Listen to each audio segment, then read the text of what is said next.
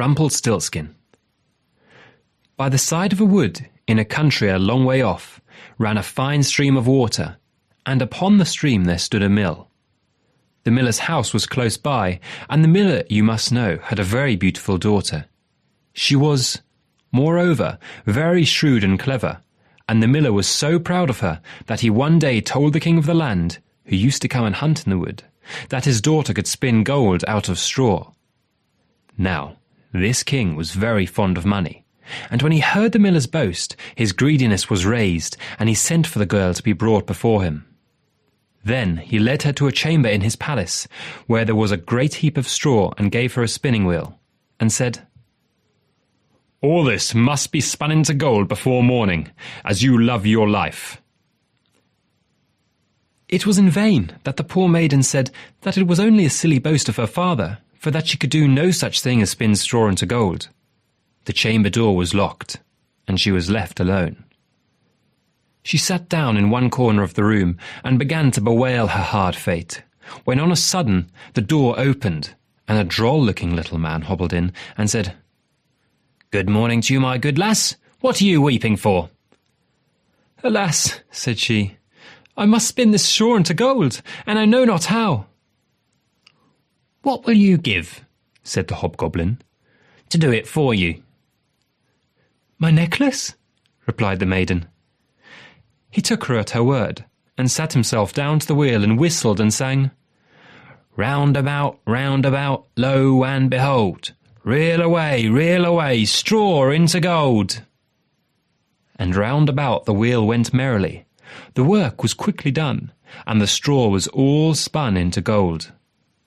When the king came and saw this, he was greatly astonished and pleased, but his heart grew still more greedy of gain, and he shut up the poor miller's daughter again with a fresh task. Then she knew not what to do, and sat down once more to weep, but the dwarf soon opened the door and said, "What will you give me to do your task?" The ring on my finger," said she. So her little friends took the ring, and began to work at the wheel again, and whistled and sang, round about, lo and behold, reel away, straw into gold, till, long before morning, all was done again. The king was greatly delighted to see all this glittering treasure, but still he had not enough, so he took the miller's daughter to a yet larger heap, and said, "All this must be spun tonight, and if it is, you shall be my queen." As soon as she was alone, that dwarf came in and said, "What will you give me to spin gold for you this third time?" "I have nothing left," said she. "Then say, you will give me," said the little man, "the first little child that you may have when you are queen." "That may never be," thought the miller's daughter, and as she knew no other way to get her task done, she said she would do what he had asked. Round went the wheel again to the old song, and the mannikin once more spun the heap into gold. The king came in the morning, and, finding all he wanted, was forced to keep his word, so he married the miller's daughter, and she really became queen. At the birth of her first little child she was very glad and forgot the dwarf and what she had said. But one day he came into her room, where she was sitting playing with her baby, and put her in mind of it. Then she grieved sorely at her misfortune, and said she would give him all the wealth of the kingdom if he would let her off, but in vain, till at last her tears softened him, and he said, "I will give you your 3 days' grace, and if during that time you can tell me my name, you shall keep your child." Now the queen lay awake all night, thinking of all the odd names that she had ever heard, and she sent messengers all over the land to find out new ones. The next day the little man came, and she began with, "Timothy, Ichabod, Benjamin, Jeremiah," and all the names she could remember. But to all and each of them he said, "Madam, that is not my name." The second day she began with all the comical names she could hear of, Bandylegs, Hunchback, Crookshanks, and so on, but the little gentleman still said to every one of them, "Madam, that is not my name." The third day one of the messengers came back and said, I have travelled 2 days without hearing of any other names.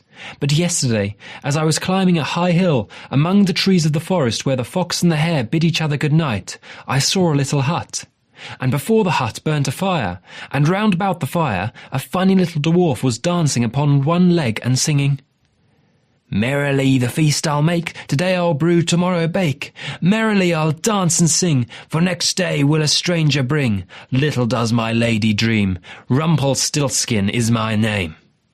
When the queen heard this, she jumped for joy, and as soon as her little friend came, she sat down upon her throne and called all her court around to enjoy the fun, and the nurse stood by her side with the baby in her arms, as if it was quite ready to be given up.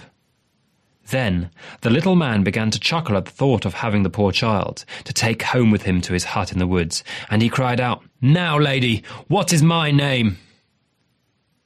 "Is it John?" asked she. "No, madame." "Is it Tom?" "No, madame." "Is it Jemmy?" "It is not." "Can your name be Rumpelstiltskin?" said the lady slyly. "Some witch told you that! Some witch told you that!" cried the little man, and dashed his right foot in a rage so deep into the floor that he was forced to lay hold of it with both hands to pull it out.